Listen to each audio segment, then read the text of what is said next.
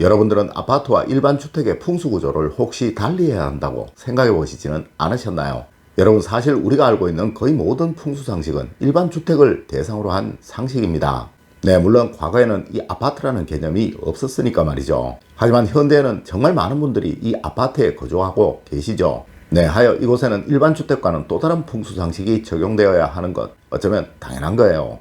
여러분, 현재 아파트에 거주하시는 분들은 반드시 오늘 알려드리는 이 내용에 관해서 신경을 쓰시도록 하십시오. 분명 여러분의 가정에 고민이나 갈등의 요인들은 모두 사라지게 될 것입니다. 물론 운 역시 살아나게 될 것이니 번영이나 성취가 이루어지게 될 것임은 당연한 것이고 말입니다.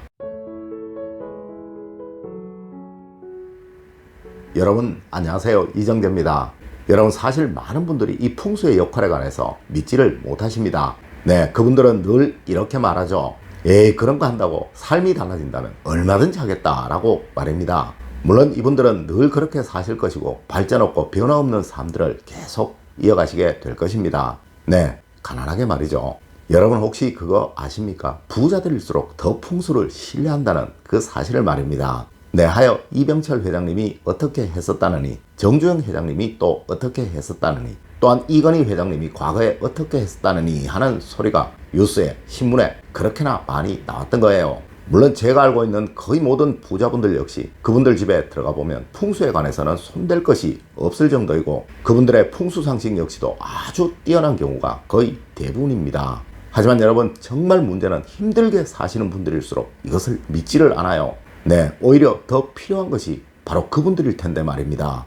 여러분, 오늘 알려드리는 내용은 절대 집안을 망하지 않도록 만드는, 또한 힘들고 어려운 일이 없도록 만드는 풍수학의 가장 기본 중에 기본적인 상식입니다. 네, 꼭 명심하시고 따라하세요. 분명 이것을 하시는 순간부터 여러분의 기분이 달라지는 것, 여러분도 느끼시게 될 것입니다.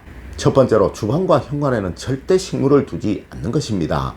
여러분, 집안에서 절대 이 식물이 있어서는 안 되는 두 곳, 네, 바로 주방과 현관입니다. 물론 아주 작은 것이어서 선반에 올려둘 정도의 것이라면 상관이 없겠지만, 바닥에 면적을 차지해야 하는 정도의 것이라면 절대 이 식물이 있어서는 안 되는 곳, 주방과 현관이라는 것입니다. 아마 제 영상 중에서도 간혹 현관에 작은 식물을 두는 것은 상관이 없습니다 라고 말했던 것이 있을 거예요. 네, 하지만 이는 일반 주택의 경우입니다.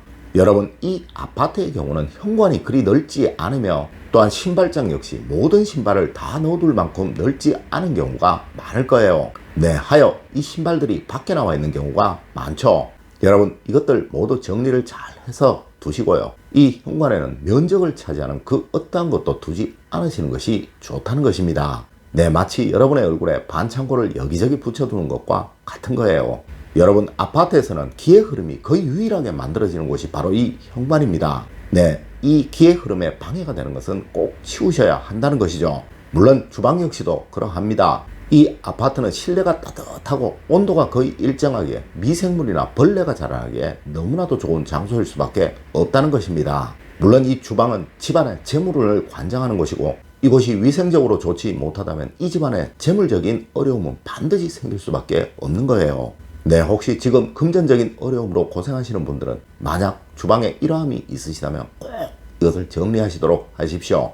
두 번째로, 애완견의 집은 절대 주방에 두시면 안 됩니다. 여러분, 요즘은 정말 많은 분들이 집안에서 애완견이나 애완고양이들을 기르고 계십니다. 물론 다른 동물을 키우시는 분들도 있으시죠. 네, 이 명칭 역시 반려견, 반려묘라고 하기도 하더라고요.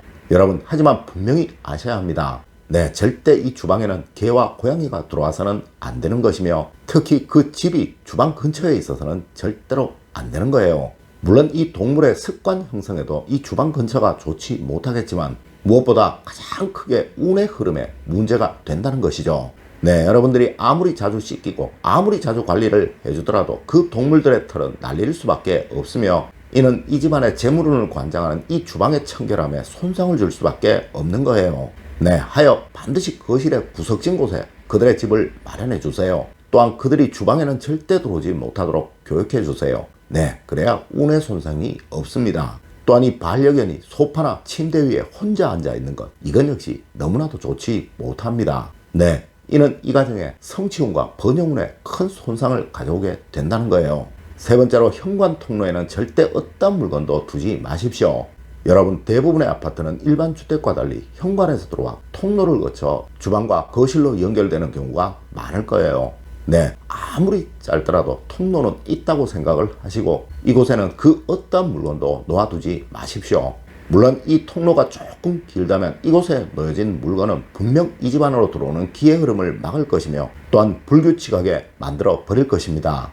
여러분, 이 풍수라는 학문은 물과 바람을 얼마나 잘 이용하느냐, 얼마나 잘 사용하느냐로 선악을 판단하는 학문입니다. 네, 절대 기의 흐름을 불규칙하게 만들어 거칠게 만들어서는 안 된다는 것이 가장 원칙 중에 원칙이라는 거예요. 네, 이곳이 무엇인가에 의해 가로막혀 있게 된다면 기의 흐름은 불규칙하게 변할 것이고 항상 이 집안에는 다툼이나 갈등이 생겨나게 될 것이고 또한 건강상의 문제가 생겨나게 될 것입니다.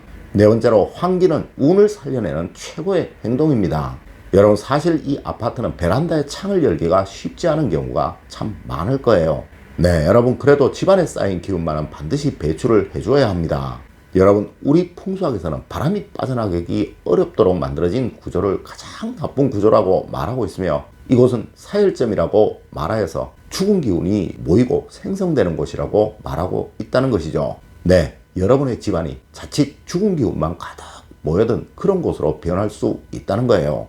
여러분, 혹시 주방에, 거실에, 침실에 환기가 잘 안 된다거나 음식 냄새와 집안의 탁한 냄새가 배출이 잘 안 되고 있는지는 이러함을 없애기 위해서 여러분이 꼭 챙겨보셔야 할 필수 사항인 것입니다. 여러분, 혹시 가능하시다면 하루에 한두 번은 꼭 베란다에 창을 열고 환기를 시켜주세요. 또한 환풍기 청소는 늘 하시는 것 절대 잊지 마시고요. 다섯 번째로, 거실에 앉아 침실란이 보이지 않아야 합니다. 여러분, 아마 아파트의 가장 단점 중에 단점이 바로 이것일 것입니다. 네, 정해진 면적에 많은 세대를 넣어야 하기에 거실에 앉아서 침실란이 보이도록 설계가 되는 경우가 아주 많다는 것이죠. 여러분, 혹 이러하시다면 침실문은 반드시 닫아두세요. 네, 이 침실은 이 가정의 성취운이 모이는 곳이며 이 가정의 번영을 만드는 정말 가장 중요한 장소이기도 한 것입니다. 네, 절대 이 운이 깨어지는 일 없도록 하십시오. 여러분, 오늘은 아파트에 거주하시는 분들이 꼭 아셔야 할 풍수 상식에 관해서 알려드렸습니다. 오늘 제가 알려드린 이야기 여러분들 꼭 명심하셔서 여러분의 가정에 늘 번영과 행복이 가득하시길 기원드리겠습니다. 늘 올바른 학문과 올바른 지식을 여러분들께 전하도록 노력하겠습니다. 여러분, 긴 시간 감사드립니다. 감사합니다.